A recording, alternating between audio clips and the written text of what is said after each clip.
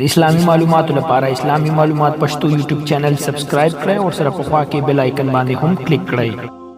بسم الله الرحمن الرحیم. السلام علیکم ملګرو خویندو ورونو، نن درته د محشر په ورځ بس کیږي د هغې په هکله باندې به لنډ معلومات درکړم چې زموږ په سر به محمد صلی الله علیه وسلم څنګه ولاړ وي او زموږ چې څومره مسلمانان دي، یعنی کم چې د محمد علیه السلام امتیان دي، هغه به محمد صلی الله علیه وسلم به د خپلو امتیانو پلوي څنګه کوي.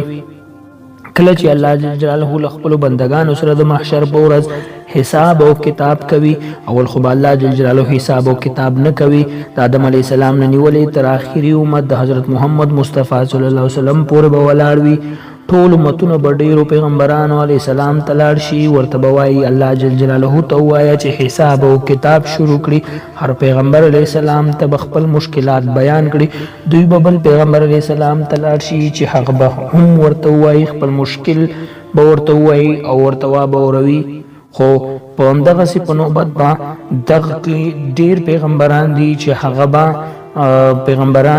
هغه به لاړ شي، چې هغه کې شامل دي حضرت آدم علیه السلام، حضرت عیسی علیه السلام، حضرت موسی علیه السلام، حضرت ابراهیم علیه السلام. کله چې حضرت محمد مصطفی صلی الله علیه وسلم ته لاړ شي، هغه به د دوی مشکل الله جل جلاله ته وایي چې الله جل جلاله به حساب او کتاب شروع کړي. کله چې الله جل جلاله د محشر په ورځ حساب او کتاب شروع کړي، بابا آدم علیه السلام براولي او ورته به وایي چې د بچو یا اولادو حساب او کتاب دی شروع کړه. وګوره الله جل جلاله چې حساب او کتاب شروع کوي، نو اول به د حضرت محمد صلی الله علیه وسلم له امت نه به شروع کوي. کله چې حساب او کتاب شروع شي، اول حساب او کتاب بل حضرت ابوبکر صدیق رضی الله تعالی عنہ نه شروع شي. رسول الله صلی الله علیه وسلم به ابوبکر صدیق رضی الله تعالی عنہ ته وایي چې مخکې ابوبکر صدیق دا وینا به رسول الله صلی الله علیه وسلم په داسې حال کې کوي چې دواړه به ژاړي، او ابوبکر صدیق رضی الله تعالی عنہ به وایي چې یا رسول الله که الله جل جلاله راته وایي چې زه دوزخ ته ځه، زه به څه وکړم؟ هغه خو بې پروا ذات دی. الله جل جلاله به ابوبکر صدیق رضی الله تعالی عنہ ته وایي چې زه په خپله واده ولاړ یم، سبحان الله، ما تا سره په دنیا کې د جنت واده کړې وه، زه جنت ته ځه.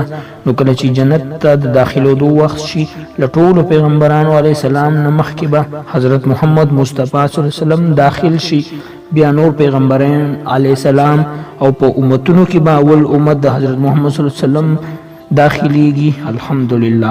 او د حضرت محمد صلی الله علیه وسلم په امت کې به لومړی حضرت ابوبکر صدیق رضی الله تعالی عنہ داخليږي.